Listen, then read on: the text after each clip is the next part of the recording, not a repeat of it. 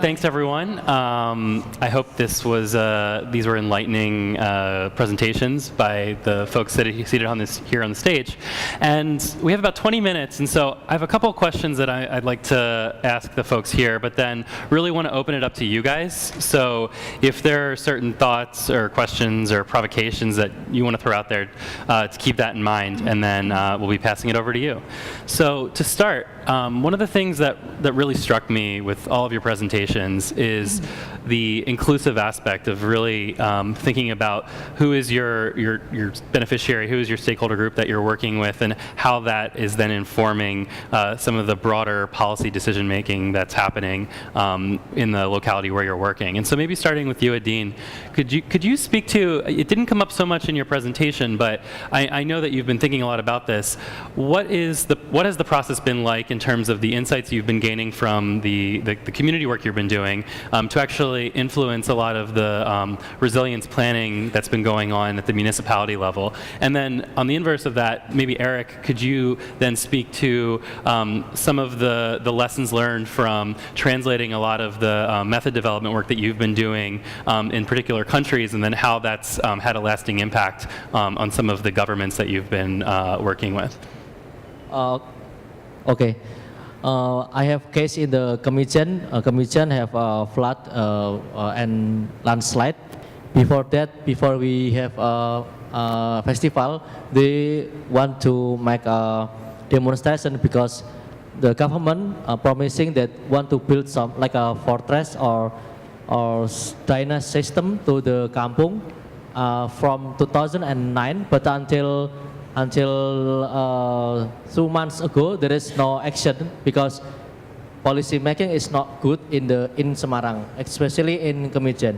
After that, we want to make okay, you have a problem, but we want to attracting people, so we are using art. So we invite some of the artists to come and then to respond, becoming an artwork, and then we collaborate with your university in that area. So we make discussion panels, and then inviting the mayor of the city, and then after that, the mayor of the city signing the agreement about to make a better drainage, and then to make like a fortress to avoiding the floods. So basically, we using our network to push the issue to become more attractive, and then make attention to the government or policymaker, so they want to build something in that area.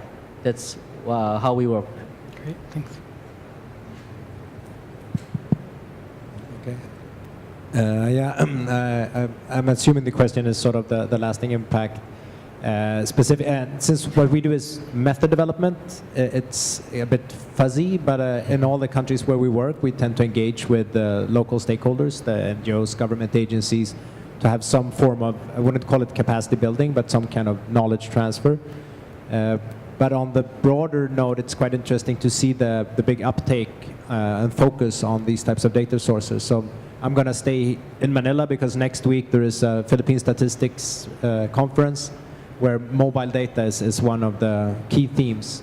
So it's a lot of government agencies, specifically now statistical agencies, are working to build capacity around new data sources and mobile data sources as a way to support SDG monitoring. Of course, we can't take all the credit for that, but it's a positive development. Great, thanks.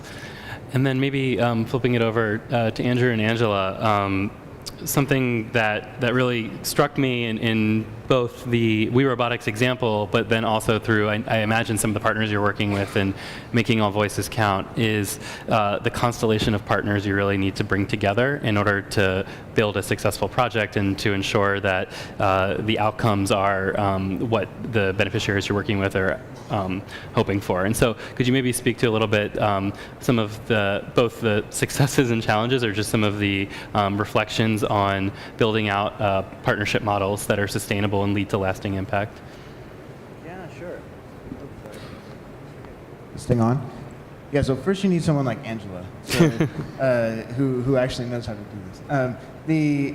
I think the challenge that we've had in We Robotics is that there's a lot of different stakeholders, and they have different interests, backgrounds, and understandings. So local communities, different NGOs, the government has a stake, different parts of the government, Ministry of Health, aviation, and then technology providers who are essential to the work that we're trying to accomplish. And I think what we've had to do is learn a lot of different languages. You have to be able to sort of speak to what are the questions that are actually preoccupying the folks that you're trying to work with. Technology providers don't actually share the same language as NGOs or a lot of the local government partners, and it's not okay to just speak one language and assume that everyone is going to understand that.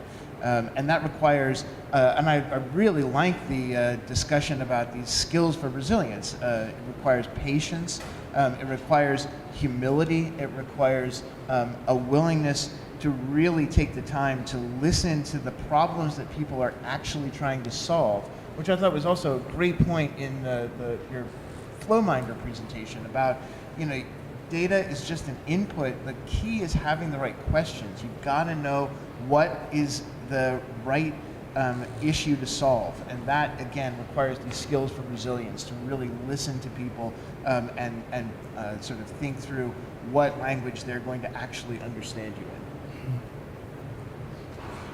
From our side, I would say the two greatest relationships are with government and with the stakeholders. So those are the areas where our projects need to do a lot of work, because oftentimes they have the tech down pat, but they need to work on those areas, and that's actually where a lot of my job comes in. So setting them up with mentors who can help hold their hands and introduce them to the right people and help them create value propositions for each of the people who they're working with, because as Andrew has pointed out, a business will have different needs and requirements from a government and different from the citizen on the ground who's actually affected by the crisis at hand. So I think those are the two major skills.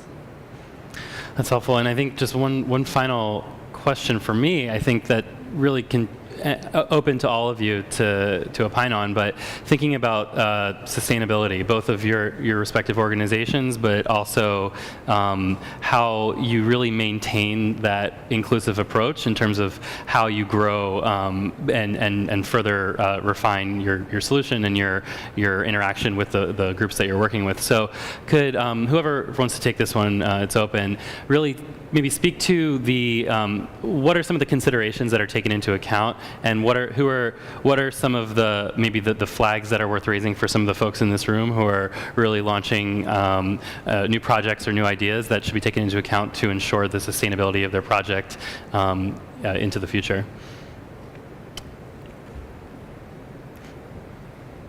Adin, that's definitely you. Feel free. Yeah.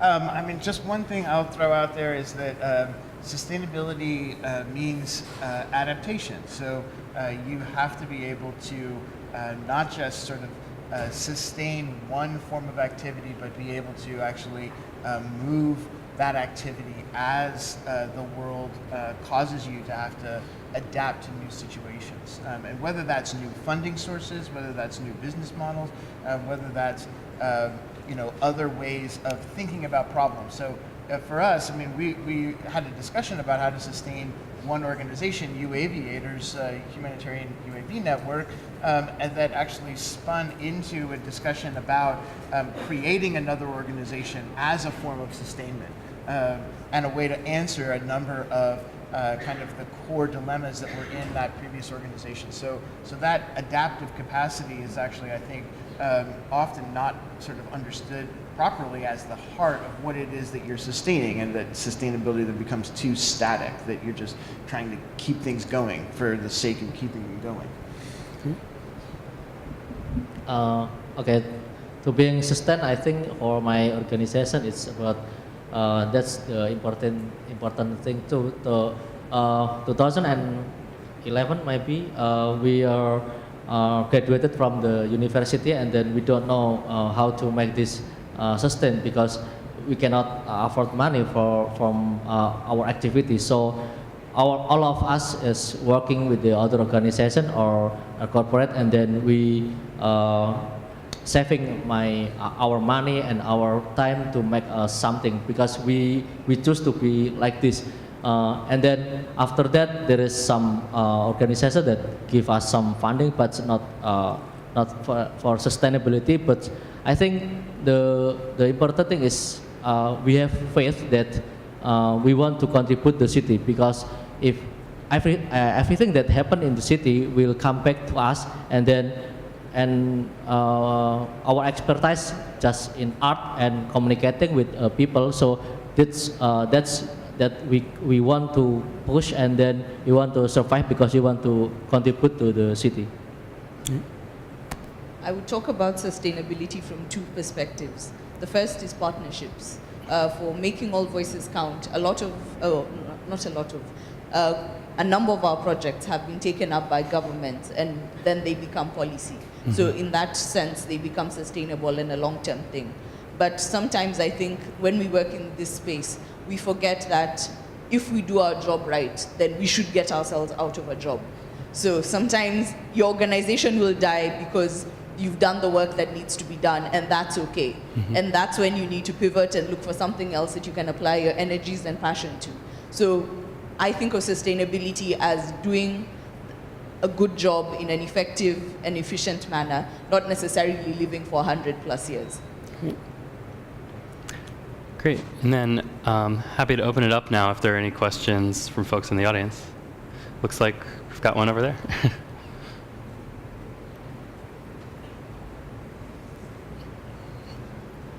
Thank you to the panel. This one's for Andrew, but anyone can answer. I was just wondering, when you're sending out equipment, how do you ensure, and then you guys leave, how do you ensure that it's used properly and that it doesn't just get put on a shelf somewhere, and that they're actually making use of the data that they obtain from the equipment? We might. You know, they confuse us with these multiple microphone things. So I think the short answer is that we're getting data back from projects that are being developed with the technology that we're sending out. So the data is the proof that the project is ongoing and that it requires certain kinds of hardware in order to be able to accomplish. So having gotten that back and then collaboratively working on the analytics on that is the way that we're sort of keeping the global local dynamic going, and making sure that hardware stays in use. And it's not hard, actually. I think it's harder to keep with drones, for instance, it's harder to keep it out of their hands, quite frankly. You show up and you get mobbed by children who want to take your toys and play with them. And then the children are like 45-year-old guys that want to be able to go out and map a field. So I think it's, in our case, it just is not a problem because people are really excited about it and just want to get out there and do that work, and having access to it means that they will get out there far more than we ever thought they would. And I think that's been a great learning experience. Anyone else? It's the end of the day. Come on, guys. Nothing else. All right, I think we're going to finish early, if that's the case. Last call? No? All right. Oh, in the back, we've got one.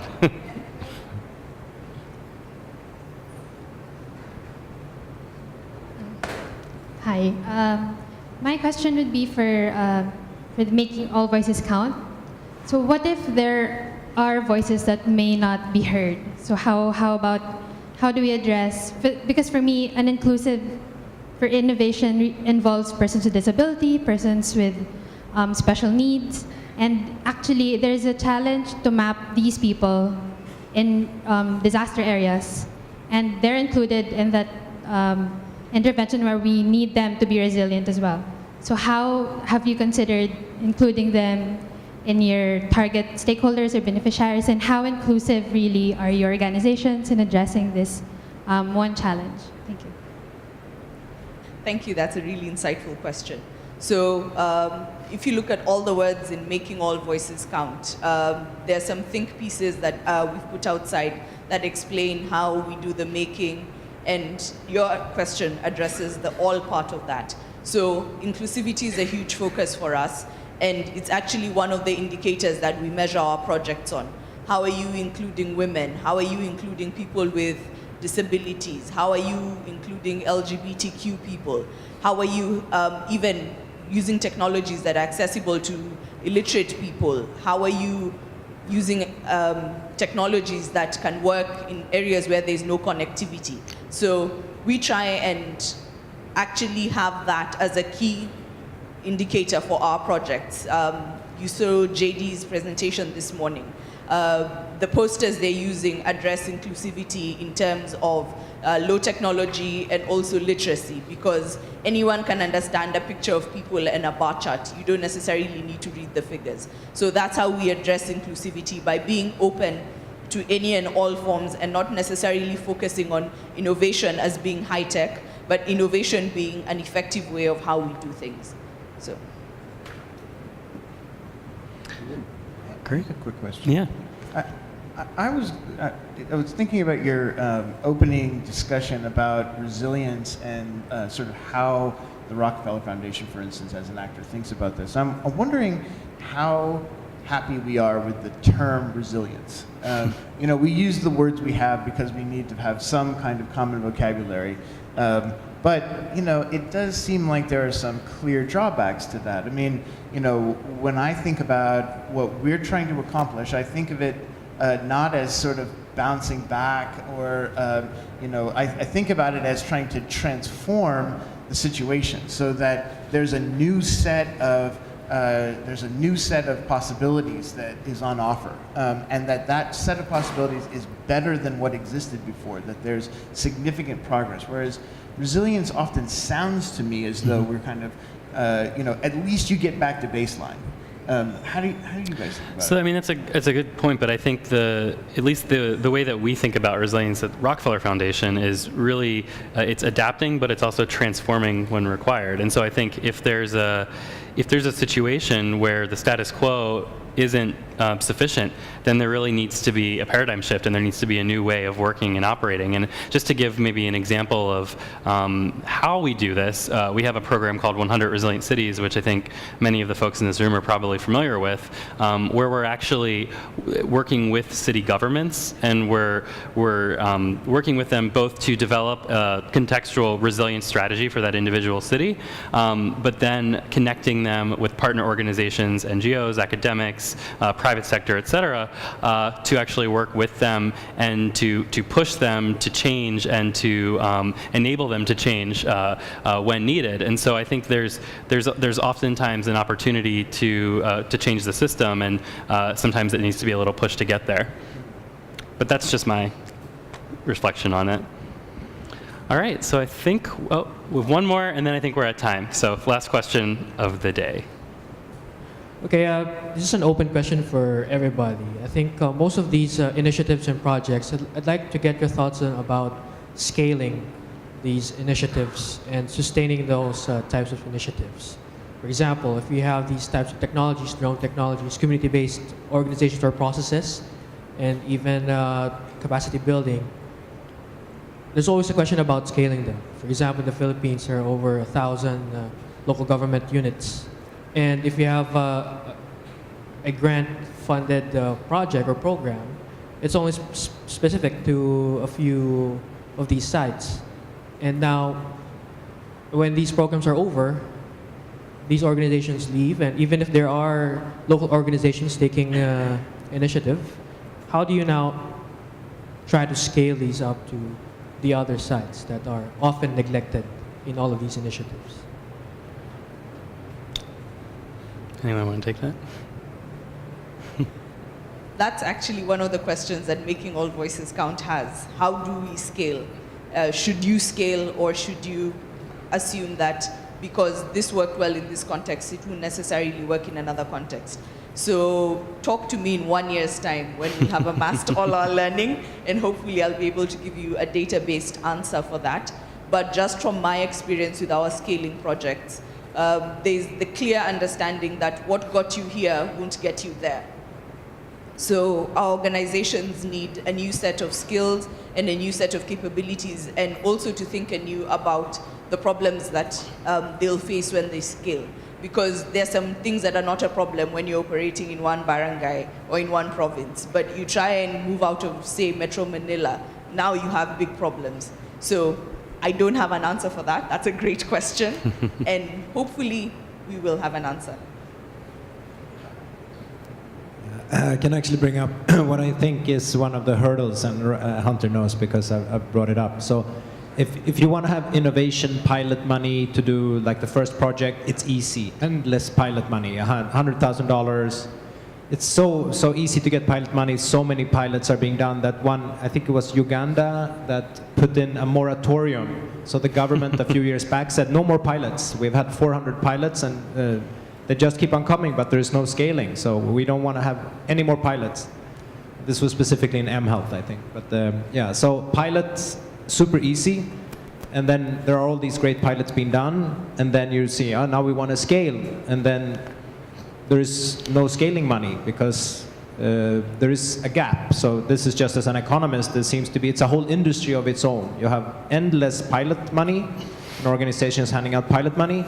And then next step is $20 billion, a 10-year program. And then it's Asian Development Bank or UN or something like that. Because, and yeah, there could be many reasons. It could be that it's just so much money, it's too much work to fill that scaling gap, or I don't know why really, but it's, to me it's the gap between $100,000 and 100 million, and it's pretty empty. So if some donors are willing to fill that, it would be great. Okay. I would take it from a slightly different angle, though. That what is the appropriate scale of a project?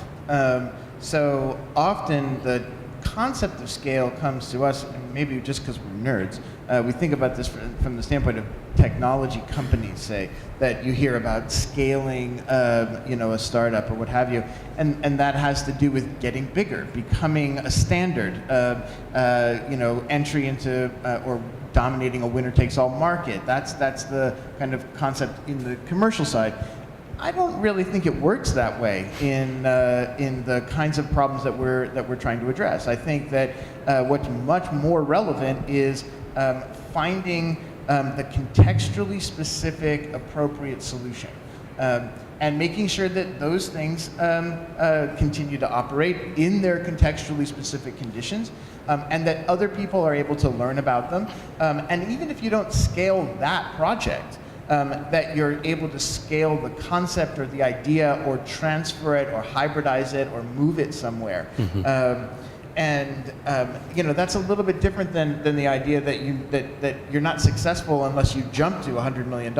You could be perfectly successful at a fairly small level. And in fact, actually, so like to use the Uganda example, what they were mad about was sort of not scaling, but they were mad that people weren't interoperating.